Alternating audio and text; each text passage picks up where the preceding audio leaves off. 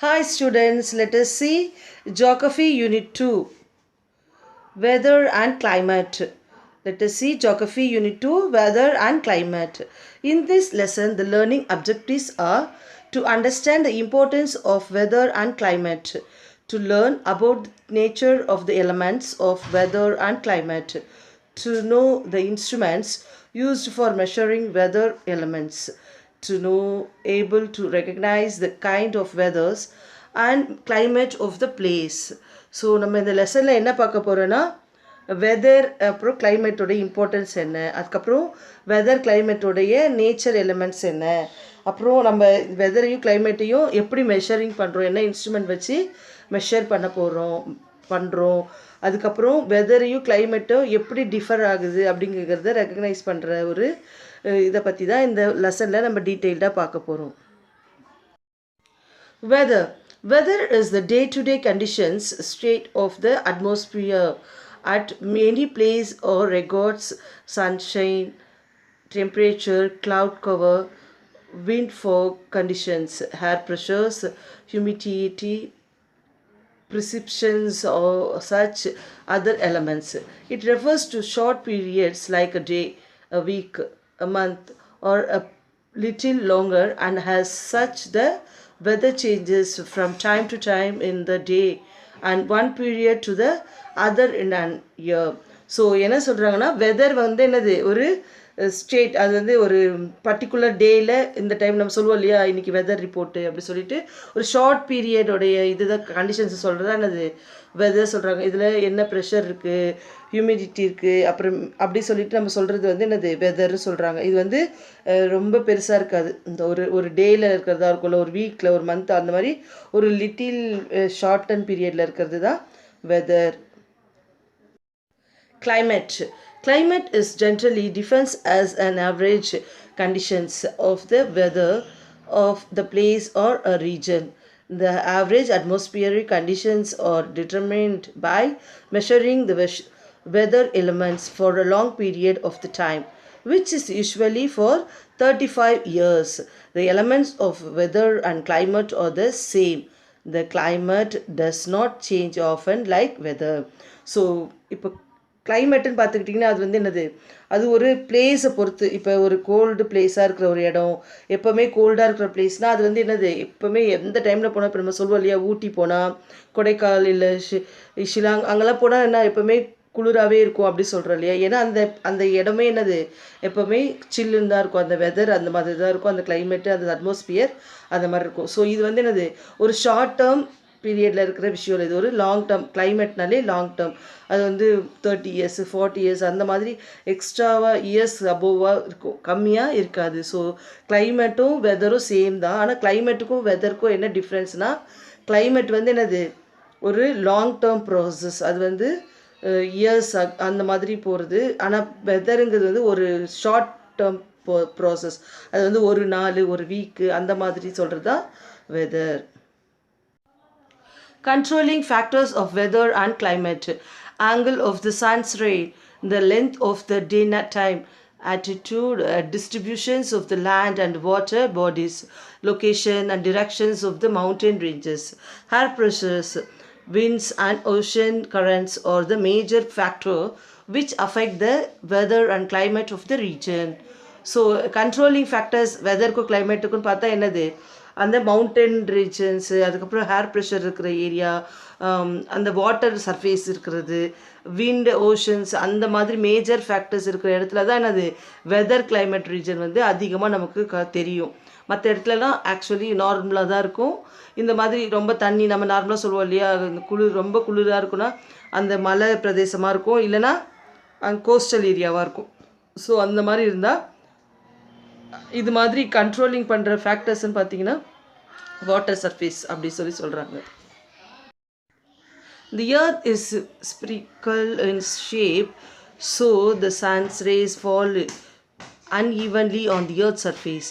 The polar regions receive salting sun's rays, hence there is little or no sunlight, thus there is an extreme cold winters. Vertical sun's rays fall directly on regions around the equator. So இந்த ஏர்த்தை பொறுத்த வரைக்கும் என்னது spherical ஷேப்பில் தான் இருக்குது earth இருக்கு இல்லையா. So அதனுடைய சர்ஃபேஸ் அந்த போலார் ரீஜன் பார்த்தீங்கன்னா அது அந்த ரொட்டேட் ஆகி போகும்போது ஸ்லாண்டிங்கில் இருக்குது இல்லையா. அது ஸோ அந்த இதுக்கு ஏற்ற மாதிரி எக்ஸ்ட்ரீம் கோல்டு வரும், எக்ஸ்ட்ரீம் சன்லைட்டு, அப்புறமேட்டு மீடியம் அப்படி சொல்லிட்டு நமக்கு மாறி மாறி எல்லா இதுவுமே வரும். ஒரே இதுவாக இருக்காது. ஏன்னா அது ஈக்குவேட்டரை பொறுத்து தான் நமக்கு சன்ரைஸோடைய அந்த இது தெரியும் அப்படி சொல்கிறாங்க. Hence, the climate is very hot and almost no winters. The difference in temperature makes the air and water move in currents. Warm air rises and creates more space for air beneath, while cool air settles down. So என்ன சொல்கிறாங்கன்னா climate வந்து என்னது ரொம்ப ஹாட்டாகவும் இருந்தால் அது வந்து அது ரொம்ப கோல்டாகவும் விண்டராகவும் இருக்காது. அது வந்து ஒரு டெம்பரேச்சருக்கு ஏற்ற மாதிரி நம்மளுடைய ஹேர் மூவிங்க்கு ஏற்ற மாதிரி மாறும் அப்படி சொல்கிறாங்க.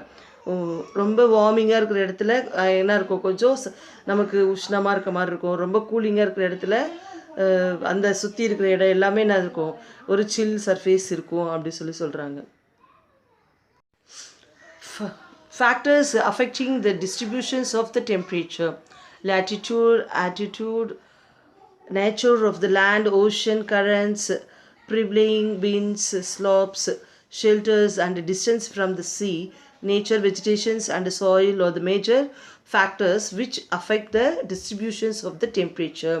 ஸோ என்ன சொல்கிறாங்கன்னா நம்மளுடைய லேட்டிடியூட்லாம் இருக்கு இல்லையா, அந்த மாதிரி லேண்டோடைய நேச்சர் இருக்கும் இல்லையா அந்த மாதிரி, அதுக்கப்புறமேட்டு ஓஷனுடைய கரண்ட்டு, இந்த இதெல்லாம் வச்சு ஸ்லோப்பிங்ஸு, ஷெல்டர் டிஸ்டன்ஸு, சீக்கும் லேண்டுக்கும் இருக்கிற டிஸ்டன்ஸு, நேச்சுரல் வெஜிடேஷன்ஸு, சரவுண்டர்ஸ், அப்புறம் நம்மளுடைய சாயில் அது வந்து என்னது ரொம்ப ஹீட்டாக இல்லை ரொம்ப கிளைமேட்டுக்கு ஏற்ற மாதிரி ரொம்ப அந்த மாதிரி சாயில் சரவுண்டர்ஸ். ஸோ நம்ம சர்ஃபேஸ் எல்லாமே அதை வச்சு தான் நமக்கு டெம்பரேச்சர் வந்து டிஸ்ட்ரிபியூஷன் ஆகுது அப்படி சொல்கிறாங்க. Measuring temperature. The temperature of the unit volume of air at the given time is measured in scales like Celsius, Fahrenheit, and the Kelvin. Meteorologist measures the temperature by the thermometer, Stephenson scale, and minimum and maximum thermometer. The energy received by the earth through isolation is lost by outgoing radiations. Atmosphere is mainly heated by outgoing radiations from 2 to 4 pm. So the maximum temperature is recorded between 2 and 4 pm regularly, and maximum temperature is recorded around 4 am before sunrise. So இந்த நம்ம நார்மலாக temperature மெஷரிங்னா நம்ம என்ன வச்சுருப்போம், Celsius, ஃபேரஹைட் and இது kelvin வச்சுருப்போம். அதுக்கப்புறமேட்டு meteorologist measures பண்ணுறதுன்னு பார்த்தீங்கன்னா டெம்பரேச்சர் இது தெர்மோமீட்டர், அப்புறம் ஸ்டெவன்சன் ஸ்க்ரீன், அதுக்கப்புறம் மேக்ஸிமம் மினிமம் அப்படி சொல்லிட்டு ஃபிக்ஸ் பண்ணி தெர்மோமீட்டர், இந்த மாதிரி எனர்ஜி லெவலை வந்து என்ன பண்ணுவாங்க இப்படி மெஷர் பண்ணுவாங்க. ஸோ அந்த ஹீட் இதை பொறுத்து தான் நம்ம மேக்ஸிமம் டெம்பரேச்சர் 2 to 4 வந்து என்ன சொல்கிறாங்க, நார்மலாகவே ரொம்ப ஹீட்டாக இருக்கும். அந்த பீரியடில் சன்ரைஸ் வந்து என்னது டிரெக்ட்லேயே நம்ம மேலே நம்ம டிரெக்ஷனில் மேலே இருக்கிறதால நமக்கு வந்து அப்போ ரொம்ப ஹீட் கொடுக்கும். அதுக்கப்புறம் ஏர்லி மார்னிங் 4 AM சன்ரைஸோடைய அந்த இது நமக்கு தெரியும். அந்த சில்னஸ் போய் லைட்டாக நமக்கு சன்ரைஸோட ஃபீல் கிடைக்கும். இதெல்லாம் தான் என்னது இந்த டெம்பரேச்சர் மெஷரிங் ஸ்கேல்ஸ் அப்படி சொல்கிறாங்க. Mean temperature. The average of the maximum and minimum temperatures within 24 hours is called the mean daily temperature.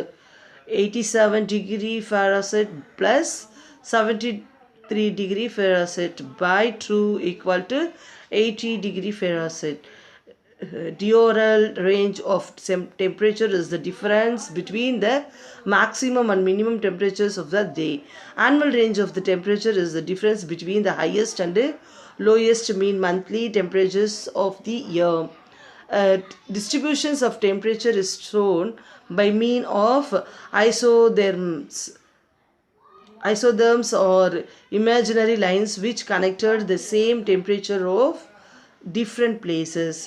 So இந்த டெம்பரேச்சர்ஸ் கூட என்ன பண்ணியிருக்காங்க, ஆவரேஜ் மேக்ஸிமம் அப்படி சொல்லிட்டு 2 டைப்பாக பிரிச்சுருக்காங்க. இதை வந்து என்னது டியோரல் ரேஞ்சில் தான் இந்த டெம்பரேச்சர்ஸ் வந்து டிஃபர் பண்ணுவாங்க. ஆனுவல் ரேஞ்ச் ஒரு ஆனுவல் ரேஞ்சில் வந்து நமக்கு ஹையஸ்ட்டு லோயஸ்ட்டு கிடைக்கும். டியூவல் ரேஞ்சில் வந்து ஒரு குறிப்பிட்ட இடத்துக்குள்ள மட்டும் இவ்வளோ இருக்குது அப்படி சொல்லிட்டு சொல்கிறது. அந்த மந்த்துக்கு மட்டும் இவ்வளோ மேக்ஸிமம் மினிமம் டெம்பரேச்சர் அப்படி சொல்லிட்டு ஃபிக்ஸ் பண்ணுறது ஒரு மெஷர்மெண்ட்ஸ் தான் அது அப்படி சொல்கிறாங்க. இது என்ன சொல்கிறாங்க, ஐஸ்தோதெர்மாஸ். இது வந்து என்னது, ஒரு இமேஜின் மாதிரி ஒரு லைன் இருக்கும். அந்த லைனை வச்சு இத்தனை பர்சன்டேஜ் இவ்வளோ வந்தால் இத்தனை டிகிரி ஃபெரசெட் இப்படி இது இருந்தால் இது வந்து ஹீட்டு, இது கோல்டு அப்படி சொல்லிட்டு என்ன பண்ணலாம் நம்ம தெரிஞ்சிக்கலாம் அப்படிங்கிற மாதிரி. இப்போ நம்ம லேட்டிடியூட்லாம் நம்ம போட்டு பண்ணுறோம் இல்லையா, ஸ்கேல் லேண்ட் ஸ்கேல் வந்து எவ்வளோ அப்படி இன்ச்சஸ் தெரிஞ்சுக்கிறோம். அந்த மாதிரி டெம்பரேச்சருக்கும் அந்த மாதிரி இமேஜினரி லைன்ஸோட இருக்குது அப்படி சொல்கிறாங்க. Heat zones of the earth. The fact that the earth is spherical in shape results in different part of the earth. So ஸ்பியரிக்கல்னாலே என்னது, ஒரு இதுதான் இல்லையா, ரவுண்ட். அது வந்து ரோலிங்கில் போகும்போது நமக்கு என்ன ஆகும், ஒரு டிஃப்ரெண்ட் பார்ட்லேயும் நமக்கு ஒரு ஜோன் வந்து நம்ம என்ன பண்ணலாம், ஃபீல் பண்ணலாம். ஒரு இடத்துல கூலாக இருக்கும், ஒரு இடத்துல சில்லுன்னு இருக்கும். சன்ரைஸை பொறுத்து, சன்ரைஸோடைய இது ரேஷியோ பொறுத்து, அது ரொம்ப டிரெக்டாக அடித்தா நமக்கு ஹீட்டாக இருக்கும். சன்ரைஸ் இதில் ஸ்லாண்டிங்கில் இருந்தால் நமக்கு ஹீட்டு கம்மியாக இருக்கும். இதை வச்சு தான் என்ன பண்ணுறாங்க, ஹீட் ஜோன்ஸை ஃபிக்ஸ் பண்ணுறாங்க அப்படி சொல்கிறாங்க. Getting heat differently based on the heat receives from the sun earth is divided into 3 heat zones. 3 heat ஜோன்ஸாக என்ன பண்ணியிருக்காங்க, பிரிச்சிருக்காங்க. ஒன்று வந்து torrid zones. It is region between the tropic of Cancer and the tropic of Capricorn. This region receives the direct rays of the sun and gets the maximum heat from the sun. This zone known as the tetrad or the tropical zone. So tetrad zone என்னது, இது வந்து traffic of கேன்சருக்கும் traffic of கேப்ரிகானுக்கும் பிட்வீனில் இருக்கிறது தான் triad zone சொல்கிறாங்க. இந்த ஜோனில் வந்து பார்த்திங்கன்னா சன் வந்து ரொம்ப மேக்ஸிமம் ரொம்ப ஹீட்டாக இருக்கிற ஒரு பிளேஸு இந்த ஜோனு. இது மோஸ்ட்லி இந்த டெசர்ட் ஃபீல் கொடுக்குற ஒரு ஸ்டேட் அப்படின்னு சொல்கிறாங்க. Temperature zone. This is the lies between the Tropic of Cancer and the Arctic Circle in the northern hemisphere and between the Tropic of Capricorn and the Antarctic circle in the southern hemisphere. This zone gets the slanting rays of the sun and the angle of the sun's rays goes on decreasing towards the pole. Thus, this zone experiences moderate temperature. So, the temperated zone வந்து பார்த்திங்கன்னா இது moderate zone தான் temperate zone சொல்கிறோம். இது எப்படின்னா ரொம்ப வெயிலாகவும் இருக்காது, ரொம்ப ஹீட்டாகவும் இருக்காது, ரொம்ப கோல்டாகவும் இருக்காது. அதுக்கு இடைப்பட்ட இதில் இருக்கும். ஏன்னா ஆர்க்டிக் சர்க்கிளுக்கு ஹெமிஸ்பியரில் பிட்வீனில் இருக்கிறதால இந்த பக்கம் அண்டார்டிக் சர்க்கிளுக்கும் இதுக்கும் இன்பிட்வீனில் இருக்கிறதால இதோட ஜோன் எப்படி இருக்குமா, இந்த போல் வந்து ரொம்ப கோல்டாகவும் இல்லாமல் ரொம்ப ஹீட்டாகவும் இல்லாமல் மாடரேட்டாக இருக்கும் இந்த டெம்பரேச்சர் சொல்கிறாங்க. Frigid zone. இந்த frigid zone lies between the Arctic Circle and the North Pole and between the Antarctic Circle and the South Pole. This region also known as the polar region since it receives the extremely low temperature throughout the year. These regions are covered with snow. So இந்த freeze zone பார்த்திங்கன்னா என்னது, ரொம்ப இப்போ நம்ம ஃப்ரிட்ஜிலலாம் ரொம்ப ஃப்ரீஸாக இருக்குது அப்படி சொன்னால் என்ன சொல்லுவோம், ஐஸ் கட்டி அதிகமாக அப்படி இதுவாக இருக்கிறது சொல்லுவோம் இல்லையா. ஸோ அந்த மாதிரி இது வந்து என்னது, ரொம்ப கோல்டானது, ரொம்ப லோ டெம்பரேச்சரில் இருக்கும். இதோடைய ரீஜன் வந்து எப்படி இருக்கும், ஃபுல்லாகவே ஸ்னோவில் கவர் ஆன ரீஜனாக தான் இருக்கும் அப்படி சொல்கிறாங்க. Highest temperature ever recorded. The highest temperature ever recorded on the earth is 56.7 degrees Celsius, 134 degree Fahrenheit. It was recorded on 10th July 1913 at Greenland Ranch of Death Valley, California, USA. So என்ன சொல்கிறாங்க, highest temperature இது வரைக்கும் வேர்ல்டுலேயே அப்படி சொல்லி பார்த்தோன்னா அது எங்கன்னா 56.7 degree Celsius இருந்துச்சான். எப்போனா ஜூலை 10th 1913 கலிஃபோர்னியாவில் வந்து கிரீன்லேண்ட் ராஞ்சி ஆஃப் டெத் வேலியில் இருந்திருக்கு. இது வந்து எங்கே இருக்குது? யூஎஸ்ஏல இருக்குது சொல்கிறாங்க. ஸோ இதுதான் வேர்ல்டுலேயே ஹையஸ்ட் டெம்பரேச்சர் இருந்த ஒரு நாள் அப்படின்னா அது என்னது? July 10th, 1913. The lowest temperature ever recorded. The lowest temperature ever recorded on the earth is 89.2 degrees Celsius minus 128.8 degree Fahrenheit, 184.0 Kelvin. It was recorded on 21st July 1983 at Soviet Vostok Station in Antarctica. So அண்டார்டிகாவில் July 21 1983 தான் என்னது ரொம்ப temperature ரொம்ப லோயஸ்ட்டாக இருந்தது. -89.2 degree Celsius இருந்துச்சாம். அதுதான் இருக்கிறதுலே ரொம்ப lowest recorded temperature அப்படி சொல்கிறாங்க. Rainfall. Rain is the liquid water in the form of droplets that have condense from atmospheric water vapor and then become heavy enough to fall under gravity. Rain is a major component of the water cycle and is responsible for depositing most of their fresh water on the earth. It is the source of water for all purposes. There is a close relationship between the temperature and rainfall distribution. Generally, rainfall is high in the equator region and decreases gradually towards falls rainfall in measured by rain gauge. So ரெயின்ஃபாலில் வந்து எதில் measure பண்ணுறாங்க? Rain gauge வந்து எப்படின்னா அது வந்து நமக்கு வர்ற அந்த மொத்த தண்ணி வேல்யூ இருக்கு இல்லையா, அதை வச்சு இவ்வளோ இப்போ சென்டிமீட்டர் இத்தனை அளவு மழை பெஞ்சிருக்கு அப்படின்னு நம்ம சொல்கிறோம் இல்லையா, அந்த மாதிரி கண்டுபிடிப்பாங்க அப்படி சொல்கிறாங்க. ஸோ ரெயினுடைய மெயின் இதில் அது வாட்டர் சர்ஃபேஸ் தான். அந்த வாட்டர் சர்க்கிளில் வர்ற டெபாசிட்ஸ் தான் என்ன சொல்கிறோம், அந்த ஃப்ரெஷ் வாட்டர் வந்து ஏர்த்துக்கு எவ்வளோ வந்திருக்கு அப்படி சொல்லிட்டு நம்ம தெரிஞ்சுக்க முடியும். இது வந்து என்னது டெம்பரேச்சர் வந்து இதில் டிஃபர் ஆகும். ஸோ நிறைய மழை வரும்போது என்ன ஆகும், ஆட்டோமேட்டிக்காக டெம்பரேச்சர் வந்து லோ ஆகும். ஸோ இதை வச்சு கூட நம்ம என்ன பண்ணலாம், டெம்பரேச்சர் தெரிஞ்சுக்கலாம். டிக்ரீஸ் ஆகலாம், இன்க்ரீஸ் ஆகலாம். ஈக்குவேட்டர் ரீஜன்ஸ் எல்லாமே இதை வச்சு இது பண்ணிக்கலாம். இதை வந்து மெஷர் பண்ணுறது இது rain gauge. Next air pressure. Air pressure வந்து என்னது ஆண்ட்ராய்ட் பாரோமீட்டர். இது வந்து என்னது நம்மளுடைய ஹேர் ப்ரெஷருடைய இது மெஷர் பண்ணுறது என்ன சொல்கிறாங்க, Android barometer. The weight of the air above given area on the Earth's surface is called atmospheric pressure on the air pressure. The air pressure is measured by the barometer. The standard air pressure at sea level is 1013.25 mb. So air ப்ரெஷரை வந்து இது பண்ணுறது என்னது barometer. அதில் தான் என்ன பண்ணுறாங்க, measure பண்ணுறாங்க அப்படி சொல்கிறாங்க. ஸோ இதில் பார்த்தீங்கன்னா high pressure is an area of the atmospheric where the barometric pressure is higher than its surrounding areas. In this case, the wind from the center of the high pressure blows towards the surroundings low pressure areas. Low pressure system is marked as L on the weather map, whereas the high pressure system is marked as H. So low pressure அதிகமாக இருக்கிற இடத்துல என்ன பண்ணுவாங்க, எல்லுன்னு mark பண்ணுவாங்க. High pressure அதிகமாக இருக்கிற இடத்துல ஹெச்ன்னு mark பண்ணுவாங்க. ஸோ இதை வச்சு என்ன பண்ணிக்கலாம், low pressure system also called as the depression and the cyclones. High pressure system is called as the anti cyclone. So depression சைக்ளோன்னா அது லோ ப்ரெஷர், ஹை ப்ரெஷர்னா ஆன்டி சைக்ளோன் அப்படி சொல்லுவாங்க. Low pressure leads to the cloud lines, wind and the precipitations. High pressure leads to the fair and calm weather. Isobar is used to show the distributions of air pressure. Isobar தான் என்ன பண்ணுது, air pressure உடைய distributions நமக்கு சொல்லுது. Measuring air pressure.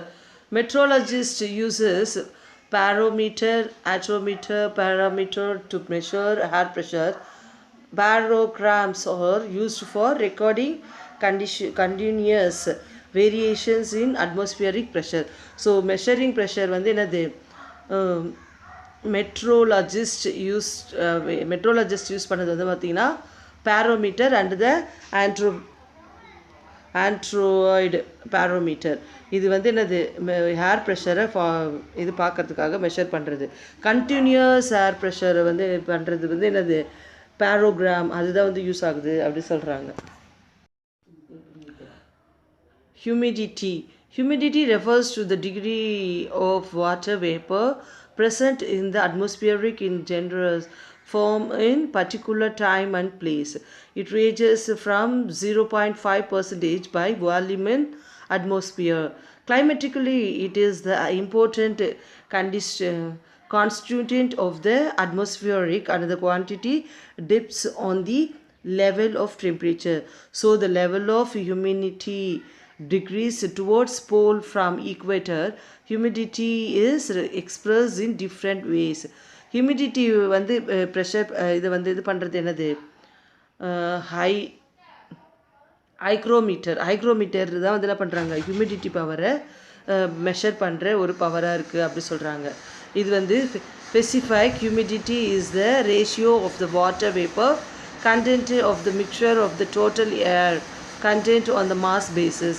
It is expressed in gram of vapor per kilogram of air.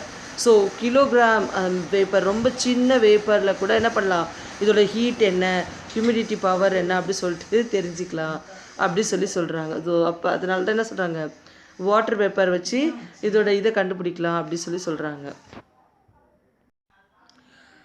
Absolute humidity is the means or weight of water vapor present per unit volume of air.